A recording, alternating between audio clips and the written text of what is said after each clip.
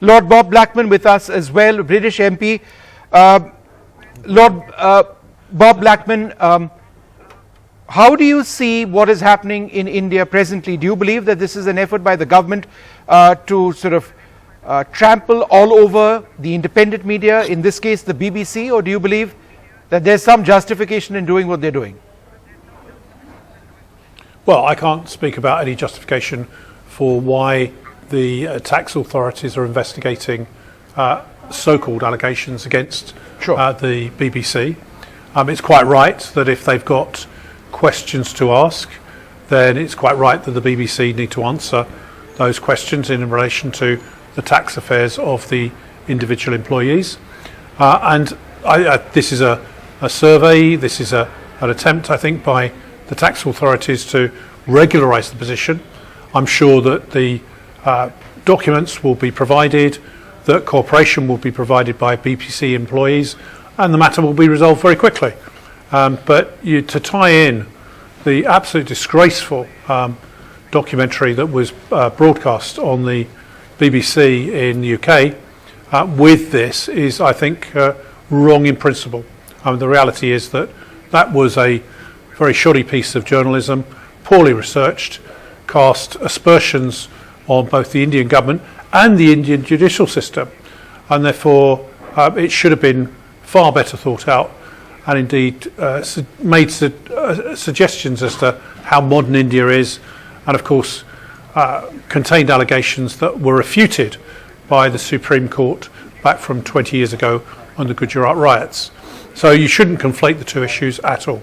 Do you believe India's reaction was exaggerated, asking for this documentary to be banned in India, petitions being filed by some in the Supreme Court saying that the BBC needs to be thrown out of India? Do you believe that that's a normal reaction in a country which says that it has independent media? To a documentary which I think the most important thing about information, which is new.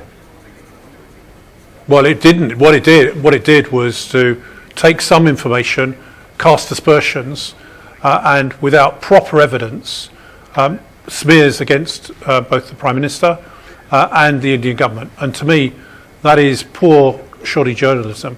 What you should be doing as journalists is asking appropriate questions of politicians and those in positions of responsibility. No, but I'm asking about and it's right that the reaction, those questions are asked. In India's answered. Reaction, is it exaggerated or not? But look, I accept the point that you're making, and many have made it. That there was shoddy journalism, the line of the documentary was wrong, this, that, and the other.